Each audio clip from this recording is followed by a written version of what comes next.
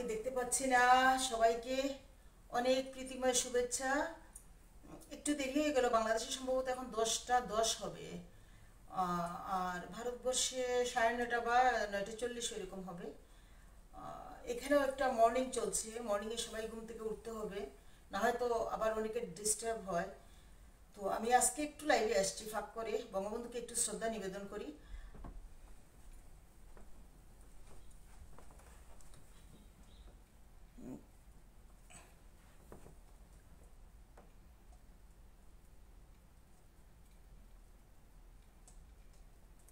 বঙ্গবন্ধুকে একটু শ্রদ্ধা নিবেদন করার জন্য লাইভে আসছি। দেখি কাউকে পাচ্ছি না এখনো, যে সাউন্ডটা শোনা যায় কিনা, না আমি স্টার্ট করে দিতাম।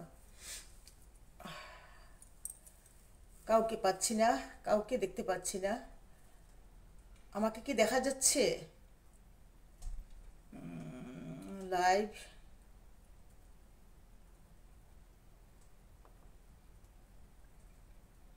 লাইভে একটা কনফার্মেশনের দরকার থাকে। কমেন্টস উইল অ্যাপিয়ার হিয়ার, এইসব তো সবই আসছে।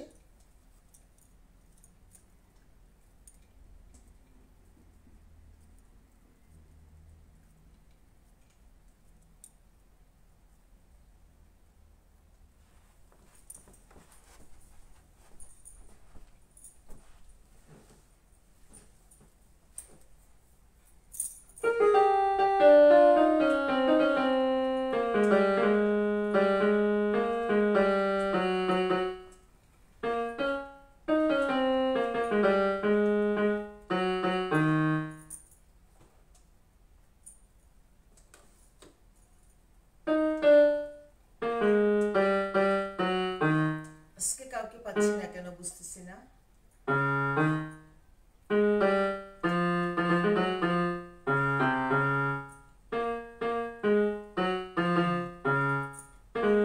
একজন এসেছেন, প্লিজ একটু বলেন, আপনি একটু লিখে জানান সাউন্ড শোনা যাচ্ছে কিনা। এই কনফার্মেশনটার খুব দরকার আমার। আমি স্কিপ হই না, কিন্তু একটা লাইভে আমার কোনো সাউন্ড কেউ শুনতে পায় নাই। এই জন্য আমি একটা লাইভ কষ্ট করে করে আবার পরে আবার একটু করতে হয়েছে। সাউন্ড শোনা যাচ্ছে কিনা একটু লিখুক দেখি কে। এই তো আমার ছোট ভাই এসে গেছে। সাউন্ড শোনা যাচ্ছে কিনা বল। হ্যাঁ দিদি, হ্যাঁ কেমন আছিস? হাসান কেমন আছিস? সাউন্ড ঠিক আছে, ঠিক আছে, আমি তাহলে স্টার্ট করি। আমার ওই এক দুইজন মানুষের কনফার্মেশনের খুব দরকার, সাউন্ড শোনা যায় কিনা। আমি বঙ্গবন্ধুকে একটু শ্রদ্ধা নিবেদন করতে আসছি।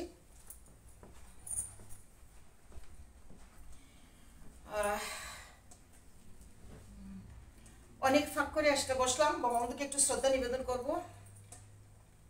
একে একে 22শে শ্রাবণ গেল, ক্ষুদিরাম এর মহাপ্রয়াণ দিবস গেল। আজকে আসছি বঙ্গবন্ধুকে একটু শ্রদ্ধা নিবেদন করতে। তো আপনারা সবাই থাকুন। আমার ছোট ভাই হাসান চলে আসছে। হাসান, হ্যাঁ হাসান, তোর কিছু বলার থাকলে আমাকে বলিস। মোবাইলটা একটু দূরে, আমাকে বারবার উঠতে হয়, না সেটিংটা হয় না। হুম, একদম ক্লিয়ার। ওকে, আমি স্টার্ট করি।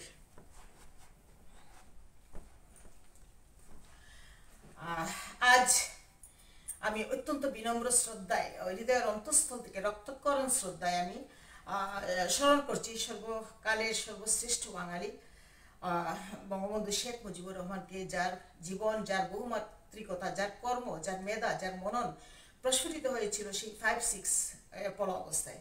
কারণ আমি গোপালগঞ্জে গিয়েছি, আমি তন্ন তন্ন করে সব দেখে আসছি, জেনে আসছি। বঙ্গবন্ধু বিশ্বের দ্বিতীয় বাঙালি যিনি জাতিসংঘে বাংলায় ভাষণ দিয়েছিলেন। বিশ্বের প্রথম বাঙালি বিশ্বকবি রবীন্দ্রনাথ ঠাকুর 1913 সালে তিনি নোবেল প্রাইজ পান, এবং তিনি প্রথম বাঙালি যিনি জাতিসংঘে বাংলা ভাষাকে বিশ্বের দরবারে নিয়ে গিয়েছিলেন। এগুলো আমি আগেও লাইভে বহুবার বলেছি, তারপরে বারবার বলতে হয়, কারণ নতুন নতুন মানুষ অ্যাড হন, নতুন নতুন ইয়াং ছেলে মেয়ে অ্যাড হয়ে, তারা বলে মা তুমি বলো। বঙ্গবন্ধু সেকেন্ড বাঙালি যিনি জাতিসংঘে বাংলা ভাষাকে জাতির মর্যাদা, বীরের মর্যাদায় উনি বাংলা ভাষাকে প্রতিষ্ঠিত করেছিলেন বাংলা ভাষায় ভাষণ দিয়ে 71-এর পরে। দেখি আবার কে কে আসছে। ও ফেরদুস্তাজ আসছিস? ফেরদুস্তাজ, ফেরদুস্তার সাথে আমার খুব দরকারি কথা আছে। ডিএস, বিনম্র শ্রদ্ধায় জাতির জনকের প্রতি। হ্যাঁ হ্যাঁ হাসান, আমরা তো আমাদের শিকড় থেকে, আমি তো কোনো পলিটিক্স করি না, বাট আমরা তো শিকড় থেকে সরতে পারবো না। হুম,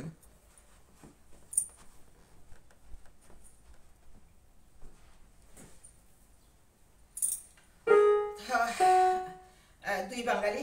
আর বঙ্গবন্ধুর উপরে আমার অজস্র অজস্র বলবো না, 4-5টা লাইভই আছে যেখানে আমার ইন্ডিভিনিটি অধ্যাদেশ আসছে, যেখানে আমার বঙ্গবন্ধুর বাড়ির সবাইকে নিয়ে বিশদভাবে আমি আলোচনা করেছি। বঙ্গবন্ধুর কে বাংলাদেশের বাঙালির জাতির পিতা বলা হয়, সেটা কিন্তু ক্লিয়ার একটা লাইভ আছে। তো ওইদিকে আমি আজকে আর যাচ্ছি না, কারণ এগুলো স্টাডির ব্যাপার থাকে। ইতিহাস তো ব্রেন মন গড়া কথা দিয়ে ইতিহাস চলে না, ইতিহাস হলো পুঙ্খানুপুঙ্খ একটা স্টাডির মাধ্যমে তুমি বলতে পারো। তো ওইদিকে আমি আর যাচ্ছি না। প্রথমে আমি বিনম্র শ্রদ্ধা স্মরণ করছি বঙ্গবন্ধু শেখ মুজিবুর রহমান, বেগম ফজিলাতুন্নেসা মুজিব, শেখ কামাল, শেখ জামাল, মিসেস কামাল, কামালের সুলতানা কামাল, পারভিন জামান রুজি, শেখ রাসেল থেকে যারা যে সমস্ত বীর 1975 সালের 15ই আগস্ট ধানমন্ডি সড়কের 32 নম্বর রোডের বাড়িতে বঙ্গবন্ধু ভবনে খুন হয়েছিলেন, সবার প্রতি আমার বিনম্র শ্রদ্ধা, অতল শ্রদ্ধা, গভীর শ্রদ্ধা, রক্তিম শ্রদ্ধা। যে তারা জীবন দিয়েছিলেন, তারা হয়তো একদিন পৃথিবী থেকে চলে যেতে হতো, তাদের জীবনটা চলে গিয়েছে, কিন্তু তারা যে কালে মহাকালে বিশ্বে চরাচরে অবারিত আকাশ বাতাস চন্দ্র সাগর সমুদ্র, সেখানে যে তাদের জায়গা ওই যে আমি আবার বলি, জীবন ও মরণের সীমানা ছাড়ায় বন্ধু হে আমার রয়েছে দাঁড়ায়। তারপরে ওই যে মহাকাশের যে তাদের আসন পাতা, এই গানটার লাইনই যে হৃদয়ে যে আসন পাতা, হৃদয়ে বারবার খুঁজে ফিরে তোমারও মহাসন আলোতে ডাকাশে। যে আমার হৃদয়ের মহাসনে আমি কষ্টের অতল গহ্বরে আমি হারিয়ে যাই, কিন্তু তোমার তোমার আসন তো, তোমাদের আসন তো আমাদের হৃদয়ে, বাঙালি জাতির হৃদয়ে। সব কিছু নিশ্চিন্ন হয়ে যাবে, ইতিহাসকে নিশ্চিন্ন করতে পারে, ইতিহাস কিন্তু কেউ নিশ্চিন্ন করতে পারে না। আর বঙ্গবন্ধুকে নিয়ে আমার এই লাইভগুলো আছে, ইন্ডিভিনিটি আইন, অধ্যাদেশ বাতিল, তারপরে বঙ্গবন্ধুকে নিয়ে কেন তিনি জাতির পিতা, তারপরে ওখানে আমি এই যে অটোম্যান সাম্রাজ্য এগুলো এনেছি, বিশেষ করে আব্দুল গফফার চৌধুরীর, উনি প্রয়াত, ওনাকে আমার বিনম্র শ্রদ্ধা। উনি যে কলামগুলো লিখেছিলেন সেগুলো স্টাডি কিছুটা আমি করতাম সেই সময় করে, ওগুলার আলোকেই আমি উনি কেন জাতির পিতা, এই জিনিসটার একটাই লাইভ আছে আমার। তো আপনারা চাইলে আমি লিঙ্ক দিয়ে দিতে পারবো, ইউটিউবে তো এগুলো ঘাইটে বার করতে অনেক কষ্ট হবে। তো আজকে আমি ওইদিকে যাচ্ছি না, আমি আমার শ্রদ্ধা নিবেদন করলাম ধানমন্ডির 1975 সালের 15ই আগস্টের সকল শহীদদেরকে আমি শ্রদ্ধা নিবেদন করলাম। আর বঙ্গবন্ধুকে নিয়ে আমি যখনই লাইভে বসি তখনই আমি রবীন্দ্রনাথকে, দুইজন প্যারালেল দাঁড়ায় যান আমার পাশে, বঙ্গবন্ধুকে শ্রদ্ধা জানাতে গিয়ে দিকে আমার সামনে রবীন্দ্রনাথ দাঁড়ায় আছেন। তো সব সময় আমার লাইভটা আমি রবীন্দ্রনাথের হাত ধরেই আমি বঙ্গবন্ধুতে যাই। তো ওই জায়গাটাতে আমি আজকে থেকে গেছি। আর একটু গরম লাগছে, এটা বুঝি না, আমি একটু এসিটা একটু বাড়ায় দিয়ে আসি। হ্যাঁ, 1 সেকেন্ড।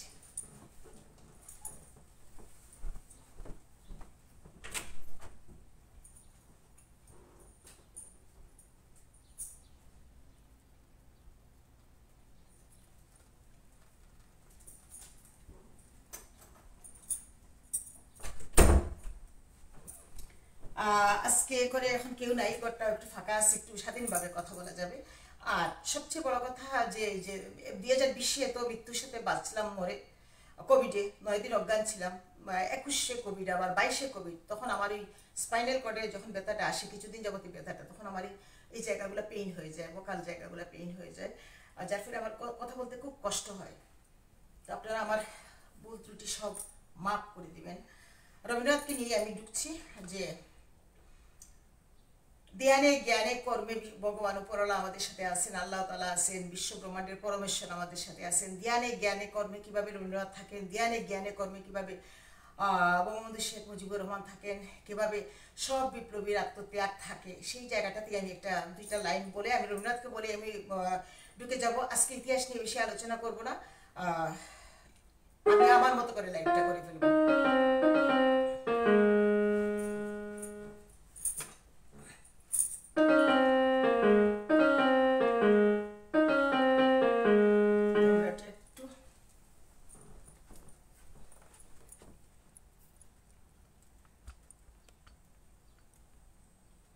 শোনো একটি মুজিবরের থেকে, আচ্ছা ডিএস, আচ্ছা একটি মুজিব দিদি সব সময় সুন্দর করে গুছিয়ে কথা বলতে পারেন না রে, আমি এখন আমার সব জলাঞ্জলি হয়ে গেছে। কামরুন না নিরু আসছে, দিদি কেমন আছিস বুনু, ফেরদৌস আসছে, থাকো।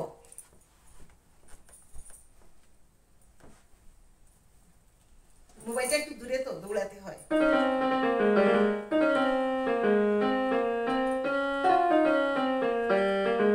রবীন্দ্রনাথের মাধ্যমে আমি যাচ্ছি শেখ মুজিবুর রহমানের।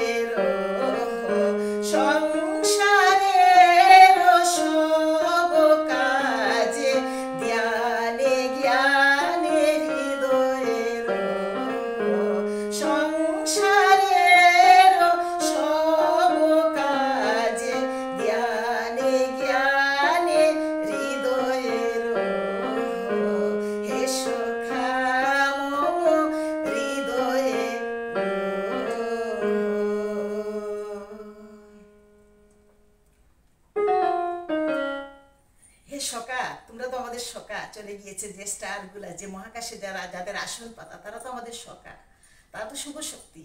তারা আমাদের জ্ঞানে জ্ঞানে, আমার কাজে, আমি রান্না করছি, সবই করছি, সংসার করছি, ঘর ব্রাশ করতেছি, বিছনা তুলছি, সব কিছুতে যেন তারা আমাদের সাথে থাকে, কারণ তাদের থেকে তো আমরা ভালো কিছু পাই, আমরা তো খারাপ কিছু পাই না। সেই জিনিসটাই রবীন্দ্রনাথ বলেছেন। আর বঙ্গবন্ধুকে নিয়ে যতবারই আমি লাইভে বসেছি, প্রথমেই আসেন রবীন্দ্রনাথের মাধ্যমে বঙ্গবন্ধু যেন একজন মহাবিশ্বের দুই তারকা, দুইজন প্যারালেল। এই জিনিসটা আমি মানে আমি অন্তত পক্ষে আমি উপভোগ করি। এটা রবীন্দ্রনাথের পূজা পর্যায়ের একটা গান, পূজার মাধ্যমে তাদের আবার বঙ্গবন্ধুকে আমি এই গানটা করে আমি আমার শ্রদ্ধা নিবেদন করলাম। হাসান বলছিল কোনটা, শোনো একটি মুজিবরের থেকে, এটা তো আমার, এটা একটু আমি তোলা নাই, তারপর আমি চেষ্টা করছি দুইটা লাইন। সব প্র্যাকটিস করার সময় পাইলে তো, মেয়ে কাজে গেছে, বাবা গেছে, ঘরটা ফ্রি বসছি। কেউ থাকলে কাজ করে এসে, এখানে 9 ঘন্টা 8 ঘন্টা 10 ঘন্টা কাজ করে এসে ঘরে কেউ থাকলে তোমার মানে কথা বলার, সাউন্ড করার সময় নেই, সাউন্ডও করা যাবে না, এরকম একটা মানে, এটা বাংলাদেশে একই অবস্থা ছিল আমার কখনোই কোথাও কোনো স্পেস নেই।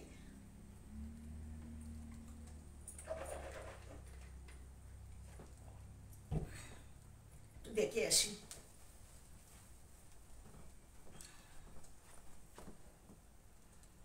ও ভাস্কর, আমার বন্ধু ভাস্কর, আমি কথা বলি ফোনে, ভাস্কর দা আসছে। ভাস্কর এসে গেছি, খুব ভালো, আমার কি ভালো লাগছে, মাই গড। এই যে বন্ধুদেরকে না পাইলে লাইভ করে কোনো মজা নেই। ভাস্কর দা থাকেন, আমি কথা বলি আপনার সাথে, আমরা আজকেও কথা বলবো, আমি ফোনে করবো আপনাকে, আপনি যদি না ঘুমান আমি ফোন করবো।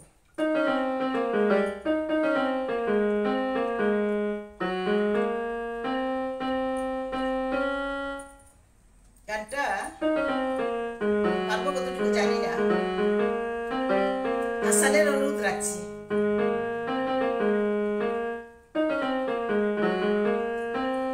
শুনো একটি মুজিবরের থেকে লক্ষ মুজিবরের কণ্ঠস্বরের ধ্বনি, প্রতিধ্বনি আকাশে বাতাসে উঠে রনি। বাংলাদেশ আমার বাংলাদেশ, শুনো একটি মুজিবরের থেকে লক্ষ মুজিবরের কণ্ঠ স্বরের ধ্বনি, প্রতিধ্বনি আকাশে বাতাসে উঠে রনি। বাংলাদেশ আমার বাংলাদেশ, বাংলাদেশ আমার বাংলাদেশ, সেই সবুজের বুক চেরা মেটো পথে আবার যে যাব ফিরে, আবার ফিরে হারানো বাংলাকে আবার তো ফিরে পাবো। শিল্প কাব্যে কোথায় আছে হায় রে এমন সোনার খনি। শুনো একটি মুজিবরের থেকে লক্ষ মুজিবরের কণ্ঠস্বরের ধ্বনি, প্রতিধ্বনি আকাশে বাতাসে উঠে রনি। বাংলাদেশ আমার বাংলাদেশ, বাংলাদেশ আমার বাংলাদেশ। গলা ফাটা গেছে। বিশ্বকবির সোনার বাংলা, নজরুলের বাংলাদেশ, জীবনানন্দের রূপসী বাংলা, রূপের যে তার নেই কো শেষ বাংলাদেশ। বিশ্বকবির সোনার বাংলা, নজরুলের বাংলাদেশ, জীবনানন্দের রূপসী বাংলা, রূপের যে তার নেই কো শেষ বাংলাদেশ। জয় বিশ্বকবির সোনার বাংলা, নজরুলের বাংলাদেশ, জীবনানন্দের রূপসী বাংলা, রূপের যে তার নেই কো শেষ বাংলাদেশ। জয় বাংলা বলতে মন রে আমার, এখনো কেন ভাবো আবার, হারানো বাংলাকে আবার তো ফিরে পাবো। অন্ধকারের পূব আকাশে উঠবে আবার দিনমণি। শুনো একটি মুজিবরের থেকে লক্ষ মুজিবরের কণ্ঠস্বরের ধ্বনি, প্রতিধ্বনি আকাশে বাতাসে উঠে রনি। বাংলাদেশ আমার বাংলাদেশ, বাংলাদেশ আমার বাংলাদেশ, সেই সবুজের বুক চেরা মেটো পথে আবার যে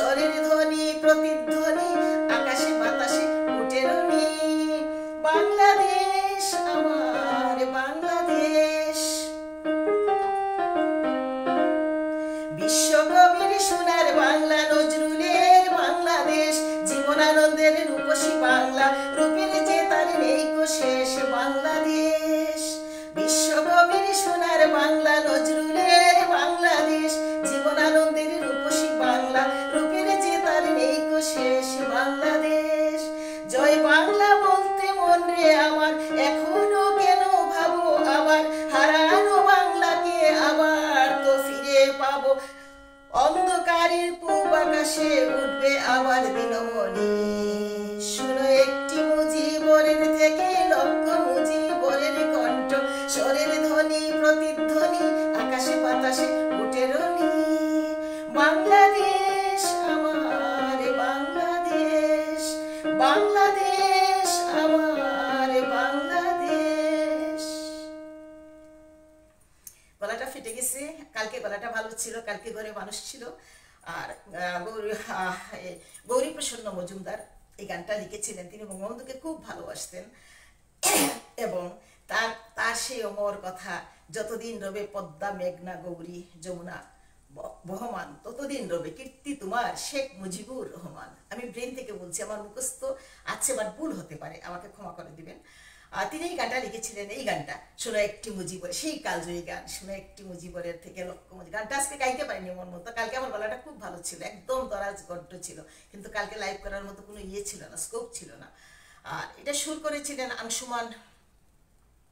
আংশুমণি রায় সুর করেছিলেন সুরারোপ। তারা ওই মুক্তিযুদ্ধের সময় তো সারা ভারতবর্ষের মানুষ বিভিন্নভাবে ঝাঁপিয়ে পড়েছিল, তারা যে যেখান থেকে পেরেছে বাংলাদেশের পাশে দাঁড়িয়েছিল। ইন্দিরা গান্ধী সারা পৃথিবী ঘুরে বেরিয়েছিলেন জনমত তৈরি করতে। আমরা কি করে বলি মুক্তিযুদ্ধের সময় তাদের সৈন্য পাঠায়, আমরা তো 9 মাস যখন স্বাধীন হচ্ছিল না তখন তো তারা সৈন্য শেষে পাঠায় তারপরে কত ভারতের সামরিক শাসকদের রক্ত বাংলার মাটিতে লেগে আছে। তো আমরা ইতিহাস জানি না, আমরা শুধু শুধু লাফাই। বঙ্গবন্ধুর যে আগরতলা ষড়যন্ত্র মামলাটা হয়েছিল 1968 সালে, 1968 সালে এই মামলাটা হয়েছিল। এই মামলাটাতে আমি যাচ্ছি, আমি একটা কবিতা, আমার একটা সৃষ্টি, একটা কবিতা, যে কবিতাটা 5-6 লাখ মানুষ রিচ করেছিল, সেই কবিতাটা আমি একটু পড়ছি। আমি তো বাচিক শিল্পী না, তারপর আমি পড়ছি। বঙ্গবন্ধুর উপরে আমার 6টা কবিতায় অনেকটা বিশ্লেষণধর্মী কবিতা আমার এগুলা, সেখান থেকে যে কণ্ঠ আমি কথা বলতে পারছি না, আরো স্টোরি আছে, আরো তো সকাল। আমার শিশির ভেজা গোলাপের কান্নায় বইটা যেদিন ধানমন্ডি 32 নম্বরে আমি প্রথম গিয়েছিলাম এবং দেখেছিলাম যে এত গোলাপ, আর আমি একটু আনমনা হয়েছিলাম। আমি আগেও বহুবার লাইভে বলেছি, বাচ্চারা কোথায় যাচ্ছে আমার খেয়াল ছিল না, আমি তন্ময় হয়ে দাঁড়িয়েছিলাম গোলাপের দিকে। আর গোলাপ যেন আমাকে বলছিল যে এত কষ্টে আমরা এখানে আমাদেরকে সাজিয়ে রাখো, আমরা চাই না, তুমি পারলে এগুলো তুলে নিয়ে যাও, এরকম বলছিল গোলাপ আমাকে। তো সেখান থেকে বইয়ের নাম শিশির ভেজা। আমি শিশির ভেজাটা তুলে দিব পরবর্তী এডিশনে, ভেজা গোলাপের কান্না দিব। আমাকে অনেকেই বলছে শিশির ভেজা না দিয়ে আপনি ভেজা গোলাপের কান্না দেন। তো গোলাপগুলো যেন আমাকে বলছিল যে কল্যাণী শিলালিপি তুমি এই গোলাপগুলো আমাদেরকে তুলে নিয়ে যাও, আমরা এইখানে থাকতে চাই না। অন্ততপক্ষে বঙ্গবন্ধুর যে প্রতিকৃতি ওয়ালে এবং সিঁড়ির গুড়ায় এবং ওখানে যে তার বুকের মধ্যে আর নিচে এইভাবে ছবিটা, যে ব্ল্যাক ছবিটা, ওখানে নিচে অনেক গোলাপ। তো ওইখান থেকে আমার এই সৃষ্টিটা। এখানে বঙ্গবন্ধুর বাড়িটার কিছু চিত্রকর আসছে, শিশির ভেজা গোলাপের কান্না কবিতার নাম এই বইটা। তো ওখান থেকে আমার প্রথম কবিতাটা আমি পড়ছি, আমি সৃষ্টি করেছিলাম। বঙ্গবন্ধুকে নিয়ে বহু জায়গায় বহু বক্তৃতাও দিতে আমার সৌভাগ্য হয়েছে। তো ওখান থেকে কেরিশমা কবিতাটা আমি পড়ছি। কেরিশমা, যে কত বড় আকাশ চুম্বী গগনভেদী কেরিশমা, ভাল লাগবে আপনাদের, আপনারা সাথে থাকেন। কেরিশমা, সৃষ্টি ও পাঠ কল্যাণী দেবচৌধুরী। গোপালগঞ্জ টুঙ্গিপাড়ার রাখাল রাজা, ছিল না তোমার হাতে বাঁশির বাঁশি। মনের বাঁশির মাদকীয়তায় ঝাঁপিয়ে পড়ে যত বাংলা ভাষাভাষী। কণ্ঠে কি জাদুর ছটা, শৈশব কৈশোরের ব্যক্তিত্ব, কর্মের কেরিশমা, জন্ম থেকে মেধার খেলায় মাতিয়ে দেশবাসী। কখনো বাসন, কখনো দেন, কখনো জেল, হেসেছে কেঁদেছে লোক। স্কুল কলেজে লিডারশিপে তুমি আগে বাগে দিতে চমক। দৈন্য পিতা লুৎফুর রহমান, মাতা সাহারা খাতুন, বাংলার বাসিওয়ালা, বাংলার মানুষ আশায় ছিল তোমার পানে। শোষিত, বঞ্চিত, নির্যাতিতদের অধিকার আদায় ছিল তোমার দুই নয়নে। স্বাধীনতা, পতাকা, ভূখণ্ড, ধর্ম নিরপেক্ষতা, গণতন্ত্র, সংবিধান দিলে উপহার। এমন জাদুর কেরিশমা আর হবে কি বাংলায় কোনো কালে, কবে আর? হেঁটেছ কত দুর্গম পথ, কত পল্লী, কারাগারের অন্ধকার প্রকোষ্ঠে দিন রাত্রি। পাকিস্তানি হায়নারা জেলের পাশে কবর খুঁড়েও বিবেকের কাছে হেরেছিল তাদের ছল ছাতুরি। বঙ্গবন্ধু নিজেই তো একটা ভাষণে বলে গেছেন, তারা আমার জেলের পাশে কবর খুঁড়েছিল আমার জন্য। পাকিস্তানি হায়নারা জেলের পাশে কবর খুঁড়েও বিবেকের কাছে হেরেছিল তাদের ছল ছাতুরি। সহযোদ্ধাদের সাথে আলাপরত থাকতে সর্বক্ষণ হুসেন সৈয়দ সোহরাওয়ার্দী, শেরে বাংলা একে ফজলুল হক, শওকত আলী, মৌলানা ভাসানী, তফাজ্জল হোসেন মানিক মিয়া, তাদের সান্নিধ্য কর্মকাণ্ড শৈশব থেকে টানতো তোমার মন। তাজউদ্দিন, ক্যাপ্টেন মনসুর আলী, কামরুজ্জামান, সৈয়দ নজরুল ইসলাম সহ কত গুণীজন সদা থাকতেন তোমার বিশাল কর্মযজ্ঞে। বাংলার মুক্তিকামী জনতার প্রাণ পুরুষ, লাল সালাম তোমাকে। বাঁচতে তোমায় দিল না ঘাতক পশ্চিম পাকিস্তানের প্রেতাত্মা, কেড়ে নিল সকল স্বপ্ন, ধ্বংসস্তূপের মায়ের বাংলা পেল না কোনো যত্ন। বিশ্বাসের জায়গা ঠিক রাখো, মুরব্বীরা বলে বিশ্বাসের সব হারাতে হয়, তোমার জীবন দানের শ্রেষ্ঠ প্রমাণ কি আছে আর এই ধরাতলে? বিশ্বাসের জায়গা ভেঙেছে প্রতারক, তাই বাংলা ছিল প্রাণহীন। স্বাধীনতার 40 বছর পর আজও শেষ হয়নি মুক্তিযুদ্ধের দিন। সৃষ্টিটা আমি 40 বছর পরে করেছিলাম স্বাধীনতার, এখন তো অনেকদিন পার হয়ে গেছে, তো ওখানে ওই লাইনটা 40 আসছে। স্বাধীনতার 40 বছর পর আজও শেষ হয়নি মুক্তিযুদ্ধের দিন। শত শত বছর কাঁদলে কি আর স্পর্শ পাবো বাংলার হে শ্রেষ্ঠ সন্তান? ঘুমাও তুমি জাতির পিতা, আমরা আছি জেগে, তোমার জ্বালানো প্রদীপের সন্তার তেল নিত্যে আমরা দেব না কো। লক্ষ কোটি মুজিব জন্ম নিবে এই বাংলায় যুগ যুগান্তরে। এমন জাদুর কেরিশমা, এমন গগনভেদী আতশবাজি, বজ্রকণ্ঠ প্রকম্পিত ধরা, ক্ষমা মুক্তি মায়াবী পরশ আপুষ্ণতা, ব্যক্তিত্বের বেষ্টনী, নিষ্কে তৈরির জন্ম জন্মান্তরের সাধনা। ল ল ল সালাম বাংলার হে শ্রেষ্ঠ সন্তান, হে গগনভেদী কেরিশমা। এমন জাদুর কেরিশমা, এমন গগনভেদী আতশবাজি, বজ্রকণ্ঠ প্রকম্পিত দ্বারা, ক্ষমা মুক্তি মায়াবী পরশ আপুসীনতা, ব্যক্তিত্বের বেষ্টনী, নিষ্কে তৈরির জন্ম জন্মান্তরের সাধনা। ল ল ল সালাম বাংলার হে শ্রেষ্ঠ সন্তান, হে গগনভেদী কেরিশমা। আমার ক্ষুদ্র জ্ঞান, আমার ক্ষুদ্র মস্তিষ্ক, আমার ক্ষুদ্র চিন্তায় আমি যতটুকু পেরেছি। আরেকটা কবিতা আমার আছে, মুক্ত করো ধরা, যে আমি তাকে প্রসব দিয়েছি।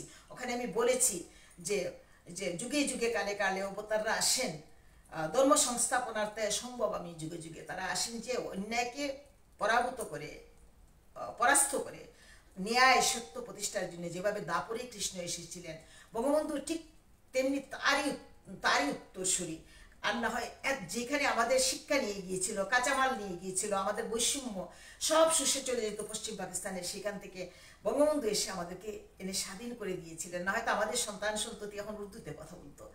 তো সেখানে আমি মনে করি যে দাপরের কৃষ্ণের অবতার বঙ্গবন্ধু। আমি মনে করি অন্যদের কথা আমি বলবো না, আমি মনে করি যে ধর্ম সংস্থাপন, কুরুক্ষেত্রের যুদ্ধটাইতে হয়েছিল ধর্ম সংস্থাপনের জন্য। পশ্চিম পাকিস্তানের সাথে পূর্ব পাকিস্তানের যুদ্ধটাই তো হয়েছিল ধর্ম সংস্থাপনের জন্য।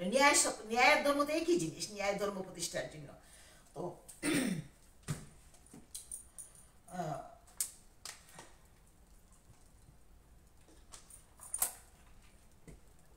কালকে এত ভালো ছিল করাটা, আজকে কেন যে এমন করছে, এই ভালোই খারাপ।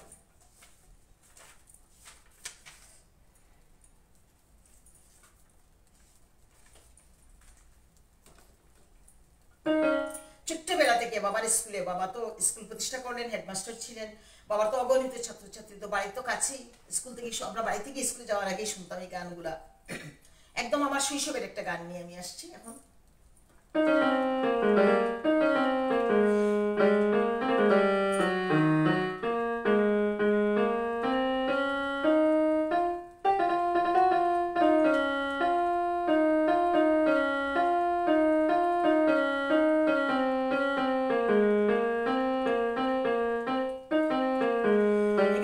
শৈশব জড়িত, কৈশোর জড়িত, এই সমস্ত কিছু গান আছে। যেমন এটা ত্রিভুবনের প্রিয় মোহাম্মদ এলোরে দুনিয়া, এগুলো মাইকে বাজতো।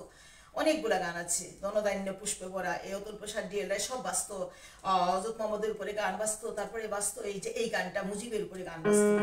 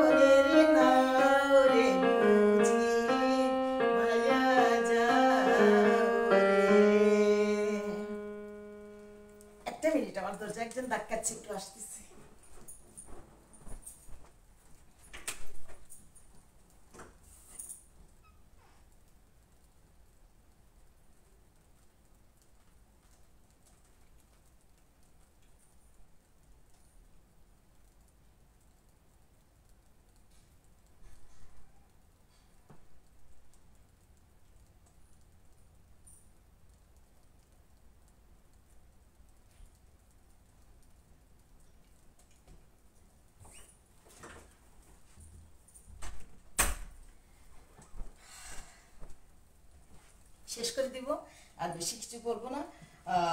আমি একটু যে 1963 সালে বঙ্গবন্ধু শেখ মুজিবুর রহমান আগরতলা বসে একটা মিটিং করেছিলেন, এবং 5 বছর পরে তিনি তখন জেলে, সেই মামলাটা দায়ের হয়েছিল 1968 সালে। ওটাই ছিল আগরতলা ষড়যন্ত্র মামলা। 1968 সালের জানুয়ারি মাসে 35 জনকে আসামি করে আগরতলা ষড়যন্ত্র মামলাটা করা হয়েছিল, এবং এটা ছিল রাষ্ট্রদ্রোহ মামলা।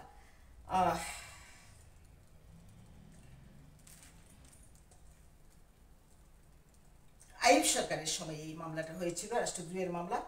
এবং যে কিন্তু গণ আন্দোলনের মুখে তারা কিন্তু এই মামলাটা তুলে প্রত্যাহার করেছিল গণ আন্দোলনের মুখে। এবং যে কথাটা আমি বলতে চাচ্ছিলাম যে এইটা হইলো যে 1963 সালে কংগ্রেস নেতাদের সাথে উনি যে মিটিংটা করেছিলেন আগরতলায় বসে, এটার জন্য আক্রোশে তারা 5 বছর পর, রাজনীতিতে তো আক্রোশ চলে বেশি, এই মামলাটা হয়েছিল।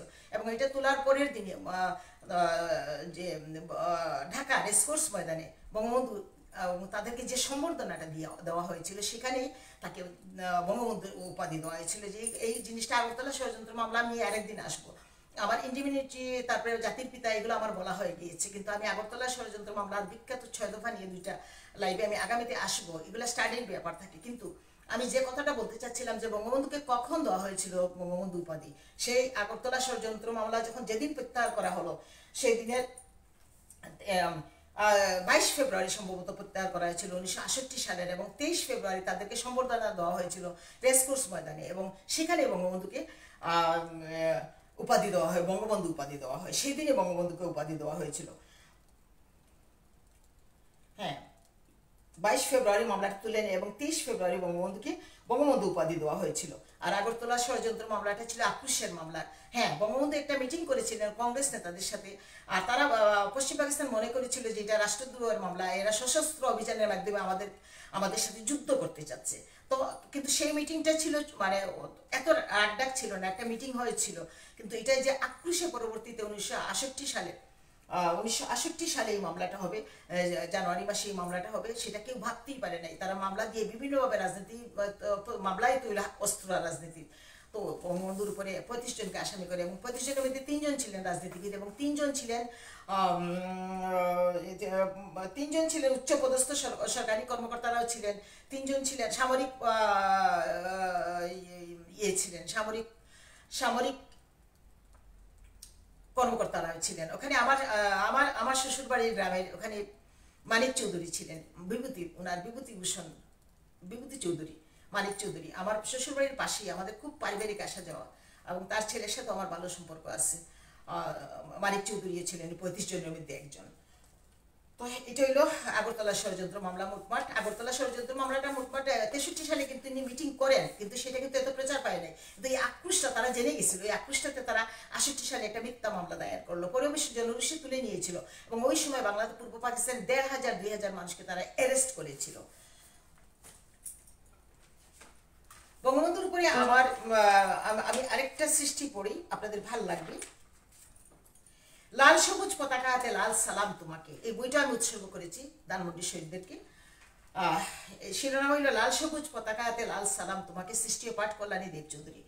তুমি বিদেশি যুগে পয়েন্ট অফ পলিটিক্স, তুমি ফিদেল কাস্ত্রোর হিমালয় পর্বত, তুমি ফাউন্ডার ফাদার বাংলা, লাল সবুজ পতাকা। হাজার তারার বেলায় হে নক্ষত্র, তুমি 30 লক্ষ শহীদের চেতনা, তুমি লক্ষ লক্ষ মা বোনের ত্যাগ ও সম্ভ্রম রক্ষায় প্রতিবাদী, তুমি বিধ্বস্ত বাংলার অস্থির জন্মসার, পাজরের স্বপ্ন দেখা কবিরাজ, তুমি ইতিহাসের মহানায়ক, বাঙালির বাংলা ভাষার ঠিকানা, তুমি বাংলার বন্ধু, 1000 বছরের শ্রেষ্ঠ জন্মান্তরের বাঙালি, নজরুল, রবীন্দ্র, শরৎচন্দ্র সকল সাহিত্য ভাণ্ডারের তুমি হে পূজারী, অনাগত প্রজন্ম সনদ দিতে তোমায় মহাকালের হে মহান ইতিহাস, তুমি বিশ্বের মানচিত্রে বাংলাকে রেখেছ দাঁড় করে, তুমি আপসীন কণ্ঠ, পূর্ব পাকিস্তান নামটি মুছতে চেয়েছ বক্ষ সুউচ্চ করে, বাংলাদেশ হবে বাংলার নাম, বিদেশি ত্রিশূল কুচক্রী শয়তানদের বক্ষ ভেদ করে, তুমি আন্দোলন, তুমি বিপ্লব, তুমি প্রতিষ্ঠান, তুমি মডার্ন নেশন স্টেটের নির্মাতা, হে শ্রেষ্ঠ সন্তান, তুমি সাম্রাজ্যবাদ বিরোধী, নব্য উপনিবেশবাদ বিরোধী, তুমি বসন্ত কোকিলের গান, তুমি বটবৃক্ষের শীতল ছায়া জুড়ায় বাঙালির মনোপ্রাণ।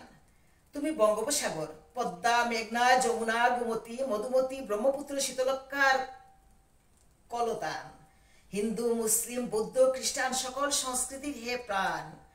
তুমি বাঙালির চিহ্ন, বাংলাদেশ, প্রতিবাদী কণ্ঠ, চিন্তা চেতনা, নৈতিকতা, অহংকার, বজ্রকণ্ঠ, আকর্ষণীয়তা, বাঙালির উত্তরাধিকার। তব মহাপ্রয়াণ দিবসে কালোদুয়া রক্তে চোখের জ্বলে ভাসে বাংলা রাজপথ প্রাণ। বিশ্বের আনাচে কানাচে যত ফুল আজ ফুটেছে উৎসর্গ করি তোমার আত্মহুতির কাছে। লাল লাল লাল সালাম হে বাংলার মানচিত্র, লাল সবুজ পতাকা হাতে তোমাকে আমার লাল সালাম।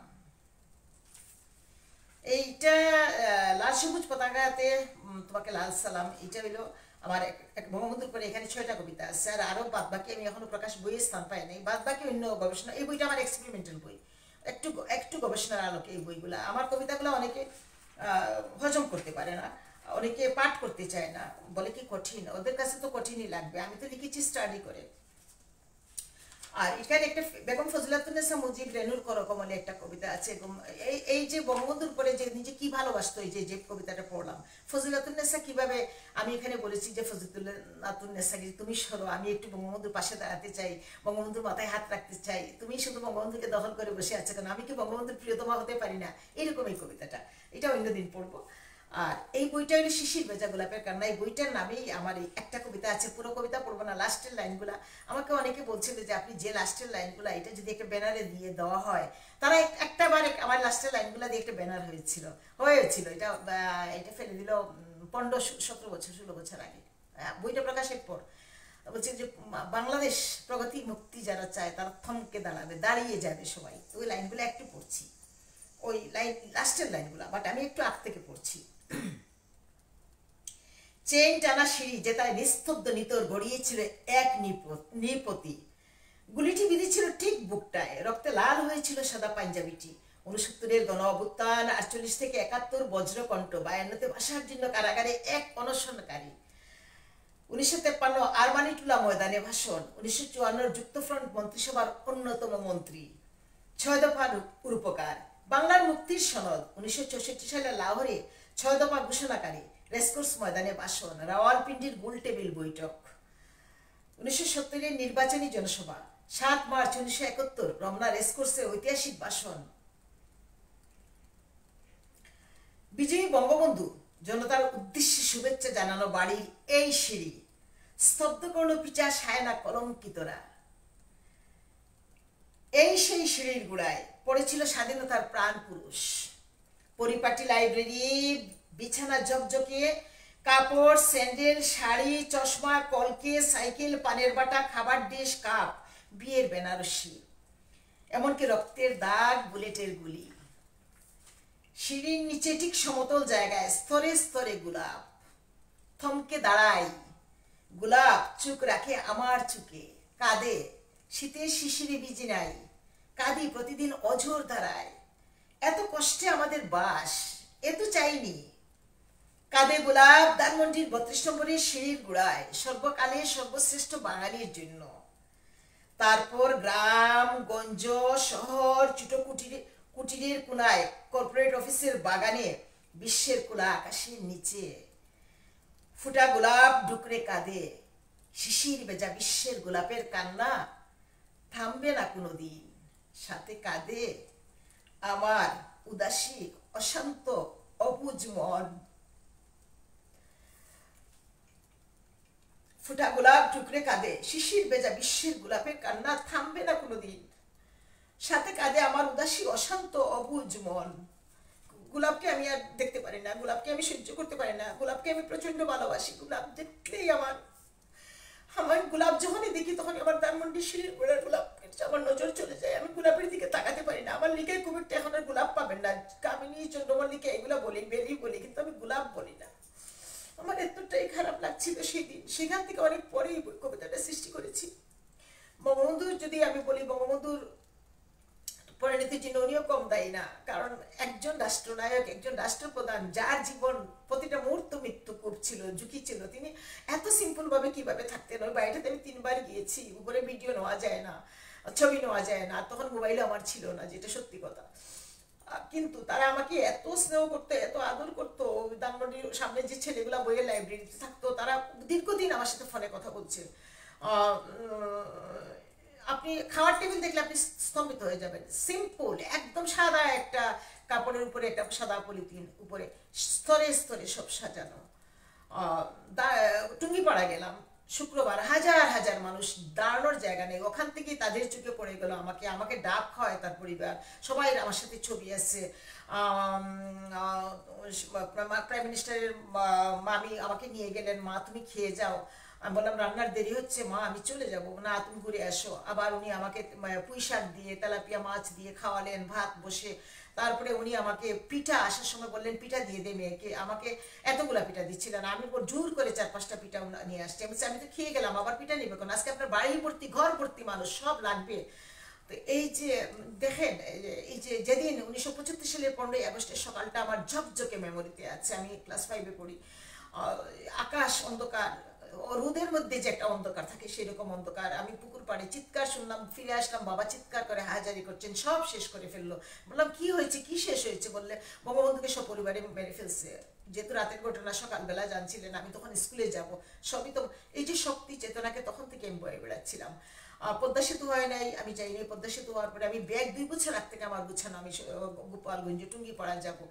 আসলে আমরা না জেনে এই মানুষজনকে আমরা যে কত লাঞ্ছিত করছি, এদেরকে, এদের শক্তিটাকে যে আমরা কি করে, আমরা নিজে কোথায় অতলে 1000 বছর আমরা আমাদের দেশকে পিছাই দিছি। আমি, মানুষে বলে 50 বছর, আমি তো বলবো 1000 বছর পিছাই গেছে, 500 বছর পিছাই গেছে। তো আরো আছে বঙ্গবন্ধুর পরে, আমি আর ওইদিকে যাচ্ছি না, শেষ করে দিব লাইকটা। আর আজকে আর বেশি টানবো না, কারণ আমার হাতে অজস্র কাজ।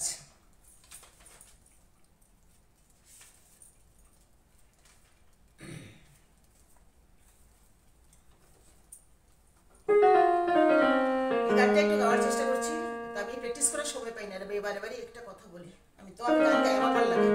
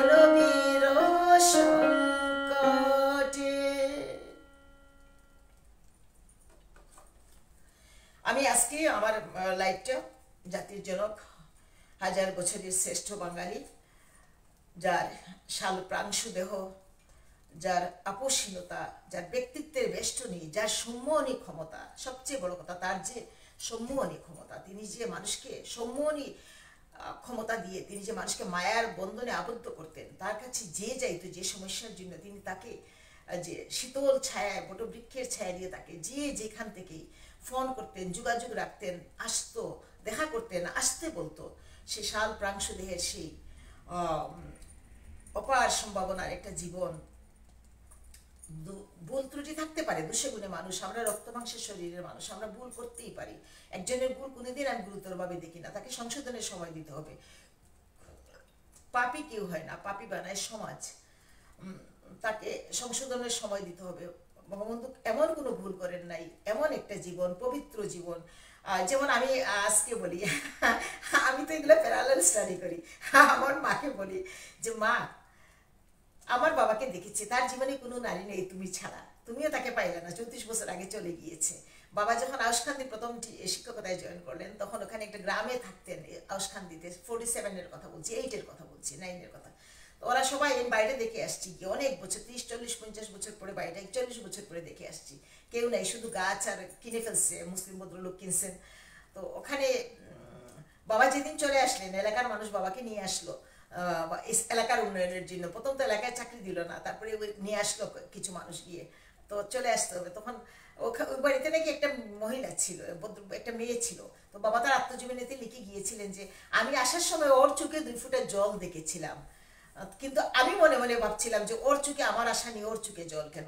মেয়েটা নিশ্চয়ই 15-16 বছরের বয়সের ছিল, আবার 17 বছরের ছিল। তো বাবার জীবন কাটলে আমি একটা জিনিসই পাই। তো বাবা আবার লিখেছেন ওর চোখে পানি কেন, ওর চোখে মায়ার মুখ কেন, আমি তো ওকে বোনের মতো জানতাম, আমার বাবা লিখেছেন। তো তখন তো একটা ইন্টারমিডিয়েট পাস, একটা ছেলে, দেখতে শুনতে সুন্দর, একটা মেয়ের দেখে ভালো লাগতেই পারে। তো আমি আমার মাকে বলি, মা,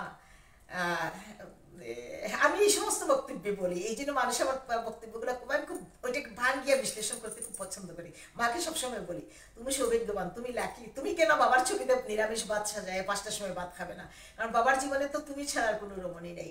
একটা মেয়ে আসছিল, বাবার তার আসার সময় তার চোখে জল দেখে বাবা বলেছিলেন যে ও তোমার, ওর চোখে পানি কেন, ওর এত মায়ের মন নিয়ে চোখ দিয়ে টল করে পানি পড়ছে কেন। আমি যতদিন ওই বাড়িতে ছিলাম আমি তো তাকে বোনের মতো জানতাম, সে তো আমার বোন ছিল, লিখেও গেছেন বাবার আত্মজীবনীতে। আর আমি বঙ্গবন্ধুকে নিয়ে বলি যে বঙ্গবন্ধুকে নিয়ে বলি যে বঙ্গবন্ধু এমন একটা মানুষ, এমন পবিত্রতা এদের মধ্যে, এমন সুচিতা আপনি দেখেন যে একমাত্র ফজিলাতুন্নেসা মুজিব ছাড়া তার জীবনে আর কোনো নারী নাই, কোনো কিচ্ছু নাই, একটা পবিত্র যেন এই জীবনগুলাকে যেন এদিকে গীতা রেখে এদিকে আমি এই জীবনের একটা প্রতিকৃতি আমি রাখতে পারবো। আমি মাস্টারদা সূর্য সেনের জীবনে দেখেন যে বাসর রাতে তিনি চলে গেলেন স্ত্রীকে ফেলে, আর সম্ভবত ওই আজকে মেমোরি থেকে বলছি, এগুলো আমার মুখস্থ ছিল, আর সম্ভবত তার সাথে ওয়াইফের সাথে দেখা হয় নাই।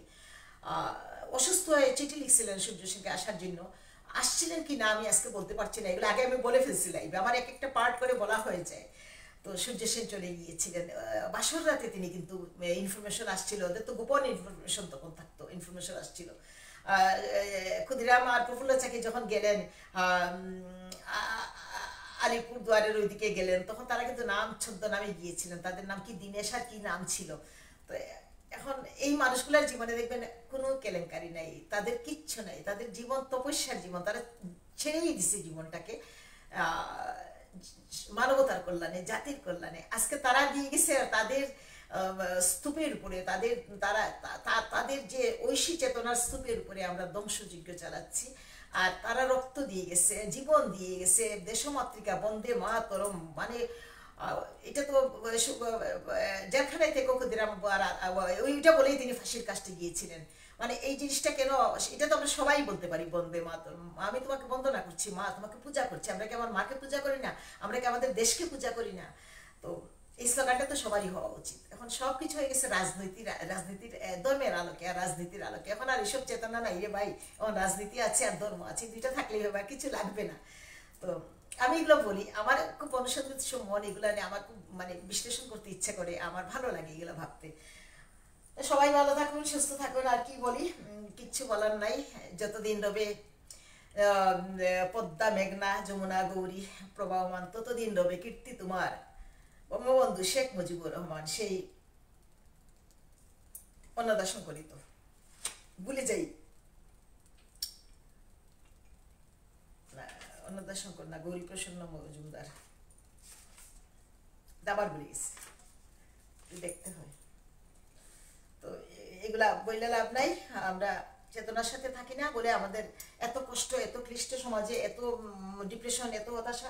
আমরা চেতনার সাথে থাকতে হবে। চেতনার সাথে যখন থাকবেন তখন আপনার হতাশা, ডিপ্রেশন চলে যাবে, আপনার পরের অনিষ্ট চিন্তা চলে যাবে, আপনার ইনফিরিয়র কমপ্লেক্সিটি চলে যাবে, আপনার আইডেন্টিটি ক্রাইসিস চলে যাবে।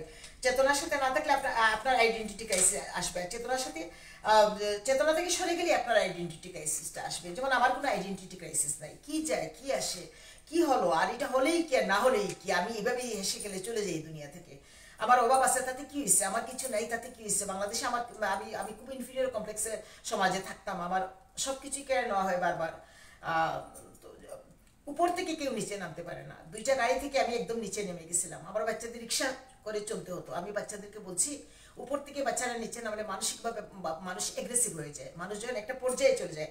যখন আমি উপর থেকে, আমার দুইটা গাড়ি ছিল, উপর থেকে যখন আমার সব চলে গেল যে কোনো একটা কারণে, আমার পরিবারে ইকোনমিক্যাল দোষ আসলো, আমার মেয়ে ব্রিটিশ কলম্বিয়া চান্স পেয়েও যাইতে পারলো না জেনেটিক ইঞ্জিনিয়ারিংয়ে।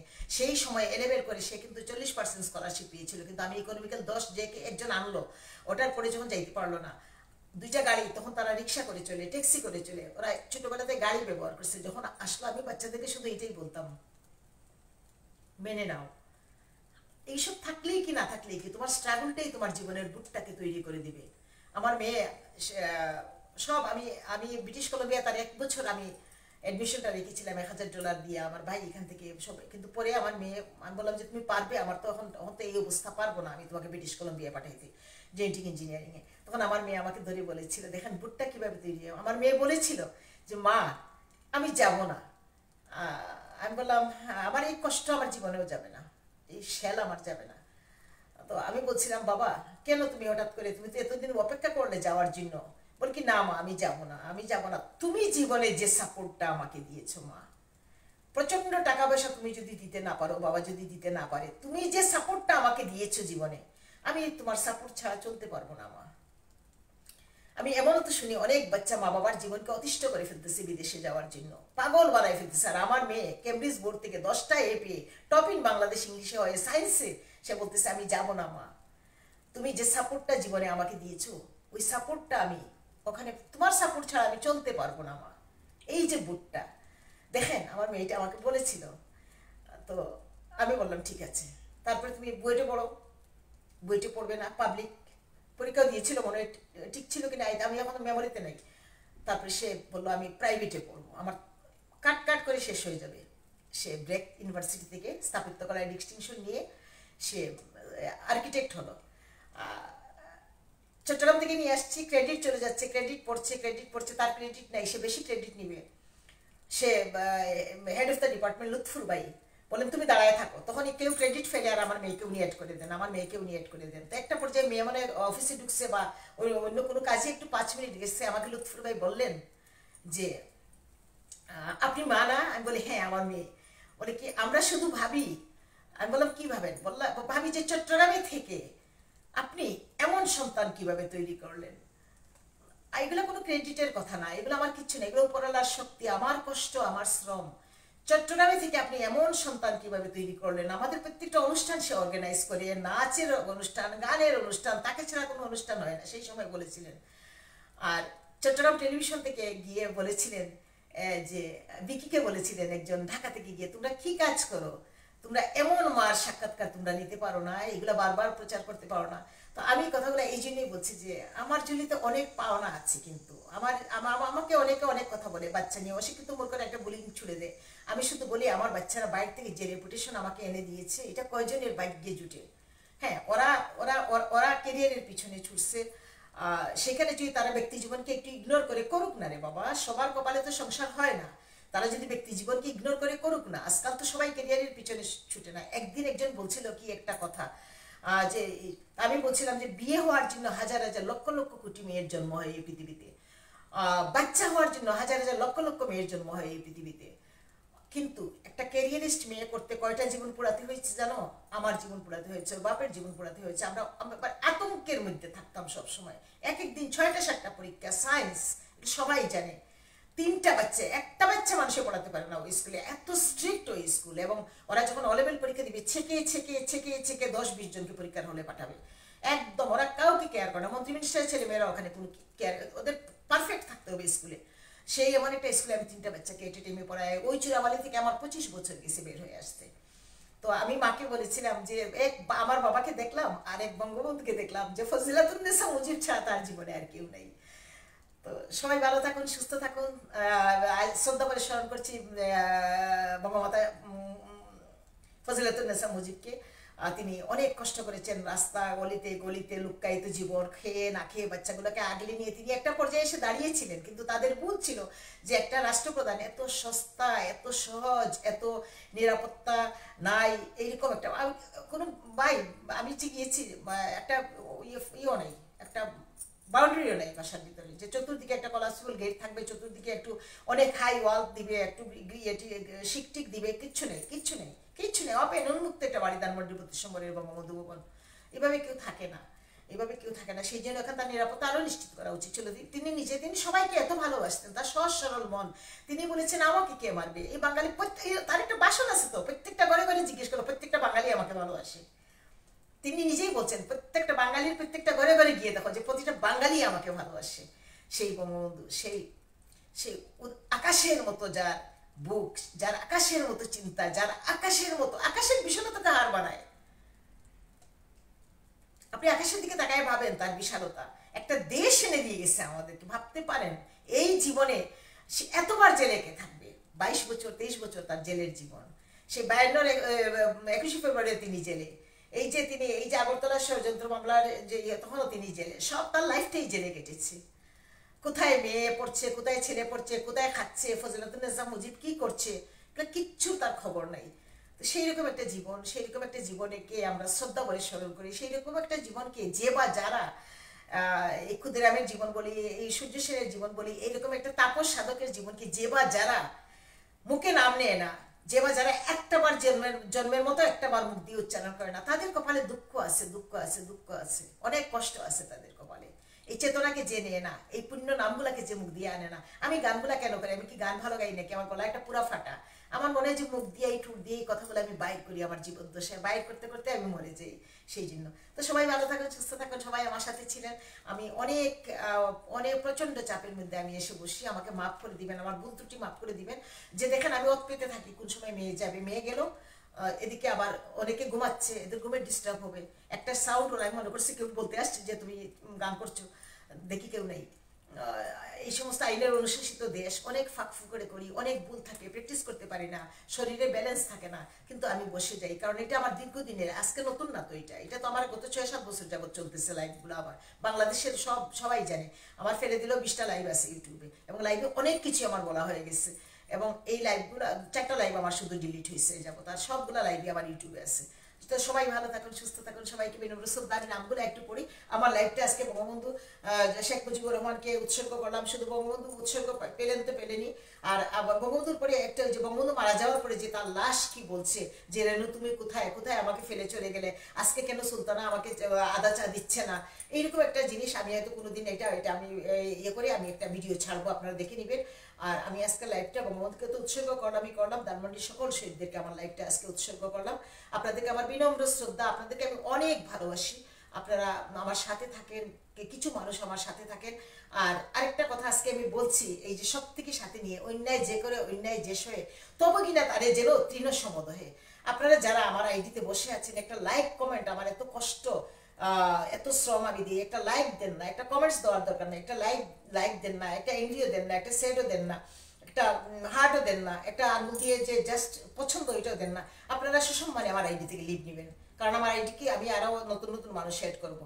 আপনারা আমার আইডি থেকে চলে যাবেন। বিনয় শ্রদ্ধা, due to respect I am telling you that please leave my ID. তো আপনারা আমার আইডি থেকে চলে যাবেন।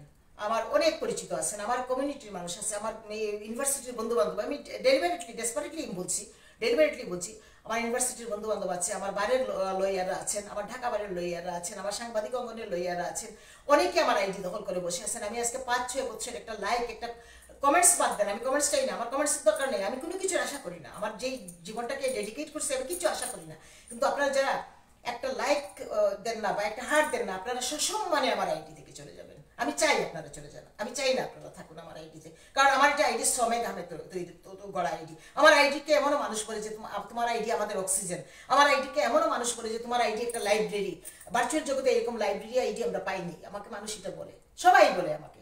আমার মেসেঞ্জারে যে নোট আমি দেখাই, আমি স্ক্রিনশট দিব অনেকদিন, আপনারা অবাক হয়ে যাবেন মানুষের মেসেঞ্জারে আমাকে কি লিখে, মানুষের মেসেঞ্জারে আমাকে কি লিখে। আপনারা আপনারা আপনারা কেন রে ভাই একটা লাইক দেন না কেন, একটা কমেন্টস না দেন, একটা হার্ট চিহ্ন দেন না কেন? এত আইডেন্টিটি ক্রাইসিস কেন আপনাদের, এত ইনফিরিয়র কমপ্লেক্সিটি কেন আপনাদের? এই জগতে কি কেউ শিক্ষা জ্ঞান নিয়ে চর্চা করতে পারবে না? আজকে বঙ্গবন্ধুর লাইভটাতে আমি বলছি, একটা শক্তির সাথে থেকে আমি বলছি, এই জগতে কি কেন সে কেউ শিল্প সংস্কৃতি সাহিত্যের চর্চা করতে পারবে না? আমাকে তো এমনও মানুষ বলে আপনার আইডি আমরা 5 দিন শুনলে আমাদের জীবনের সমস্ত ভূত তৈরি হয়ে যায়। আপনার আইডি আমি আজকে বলতে বাধ্য হচ্ছি, এত বছর পরে 15 সালে আমি ফেসবুক খুলছি। আপনার আইডি পড়লে আমাদের বই পড়তে হয় না, আপনার আইডি একটু শুনলে আমরা সব জেনে যাই, সব বুঝে যাই। আমাকে সেদিন আমার সাথে কাজ করে একটা মহিলা 7 কি 8 পাস, সে সারাক্ষণই আমি চলে আসছি চাই, সে শুধু বলছে যে তোমার 4টা কন্টেন্ট শুনছি আমার জীবনের ভূত তৈরি হয়ে গেছে। সে কিন্তু একটা মানে চোখ মুখ একটা ধর্মান্ত মানুষ ছিল। আমার শিলচর কর্মীঞ্জ আমাকে আমার বাচ্চারা বলে যে মা তোমার আইডিটা পড়লে আমাদের অক্সিজেন, তোমার আইডিটা আমাদের জীবনের খোরাক, তোমার আইডিটা তুমি কষ্ট দাও, তুমি শ্রম দাও। আমি কি এখান থেকে পয়সা ইনকাম করি? আমার কোনো কিছু মনিটাইজেশন করা নাই, আমি করি নাই এগুলা, আমার টাকার দরকার নাই, আমি তো চলছি ভালো। আমি এগুলো মনিটাইজেশন করি, এগুলোর পিছনে ছুটবো কেন? আমি দেশ সমাজের কাজে, জগতের কল্যাণে। আপনারা যারা ডিউ টু রেসপেক্ট, আমি বলছি, আপনারা যারা একটা লাইক দিবেন না, একটা কমেন্টসের দরকার নেই, কমেন্টস দিয়েন না, কমেন্টস দিতে অনেকে পারে না। আপনি দেখে ইগনোর করছেন, আপনি সব নিচ্ছেন, ইগনোর করছেন আমার আইডি থেকে। আপনি কিন্তু একটা একটা একটা একটা এরকম আঙুলের ইয়ে দিচ্ছেন না, একটা হার্ট দিচ্ছেন না, আপনারা ডিউ টু রেসপেক্ট আপনারা আমার আইডিটা লিভ নেবেন, আর আমি কেটে দিব। কাটতে ইচ্ছে করেন, আমি মানবিক মানুষ, আমার বিবেক মানবতা, আমার বাবা মা এগুলো শিক্ষা দেয়নি, আগে কাটতাম। আমি নতুন এড করবো ভাই, আপনারা চলে যাবেন আমার আইডি থেকে। আমি এখন কিন্তু ফ্রেন্ড রিকোয়েস্ট অ্যাকসেপ্ট করতে পারছি না, দরকার নাই তো। আপনি পড়বেন, খাবেন, ঘুমাবেন, নিবেন, শুবেন, যাওয়ার সময় বলে যাবেন না যে আমি তোমার এখান থেকে আমি চলে যাচ্ছি, তোমার প্রতি আমি কৃতজ্ঞ, এই কথাটা বলবেন না। তো আপনার সন্তানকে আপনি কি শিক্ষা দিবেন? আপনি শিক্ষা দিতে পারবেন না তো আপনার সন্তানকে। আপনি সন্তানকে কি শিক্ষা দিবেন? কথায় কথা আসে, আমি সমাজের কর্মী, সেই জন্যই কথাগুলো বলছি। আপনার সন্তানই তো আপনি তো নিজেই অকৃতজ্ঞ, আপনার সন্তানই তো অকৃতজ্ঞ হবে। আমি রাইট অর রং, আপনারা আপনার বিবেককে প্রশ্ন করবেন। তো সবাই ভালো থাকুন, সুস্থ থাকুন। নামগুলো একটু পড়ি। আজকের লাইভটা আমি জাতির জনক বঙ্গবন্ধু শেখ মুজিবুর রহমান প্রধানমন্ত্রী শহীদদেরকে উৎসর্গ করছি। অনেক ভালোবাসা। হ্যাঁ, খন্দকার আরিফুল, আমার বন্ধু আরিফ, কেমন আছো? তোমার শরীর কেমন আছে বন্ধু? চট্টগ্রাম বাড়ির আমার বন্ধু, মাই গড, এত ভালোবাসিস রে বন্ধু আমাকে। তোর একটা কমেন্টস পাইলে জানিস আমার শরীরটা আমি কেঁপে উঠে। আমার বন্ধু এত ভালোবাসে আমাকে, এত ভালো লাগে। কেন করিস না রে বন্ধু? আগে তো করতি। শরীরের যত্ন নিস, আমরা তো শেষ সময়। আমার চিরা ইউনিভার্সিটির বন্ধু, আমরা শামসুন্নার হলে সবসময় দেখা হইতে হলের সামনে। তারপরে সে আবার, আমি চট্টগ্রাম বাড়ি গিয়ে তাকে পাইলাম। খন্দকার আরিফুল আলম, আমার প্রিয় বন্ধু, আমি আই লাভ ইউ। আমার তোমাকে অনেক ভালোবাসি বন্ধু, তুমি জানো না। লাভলি, আমার প্রিয় বন্ধু, mind blowing, keep it up বন্ধু। আমার বান্ধবী ইউনিভার্সিটির, আমরা ইউনিভার্সিটির বেচ, তপন কুমার দাস। দাদা আমার সাথে সম্প্রতি অ্যাড হয়েছেন, তপন কুমার দাস, ভালোই আছে। লাভলি, অনেক অনেক ভালোবাসা বন্ধু। হে রে বন্ধু, অনেক। আমি 24 গেছিলাম, তোদেরকে নিয়ে বসবো, পারলাম না। শিপ্রা দাসও আছি। কমল দাস, আমার কমল, আমার সাহিত্য জগতের ছান্দসিক কবি কমল দেখছি। রিঙ্কু বুড়ো, আমার ছোটো বোন। রিঙ্কু বুড়ো আমাকে কত স্নেহ করে, কত আদর করে, রেসপেক্ট করে। আমিও তাকে খুব ভালোবাসি। একদিনই তার সাথে আমার দেখা হয়েছিল, বাচ্চার পরীক্ষা দিতে গিয়ে বসুন্ধরা কনভেনশন হলে দেখা হয়েছিল।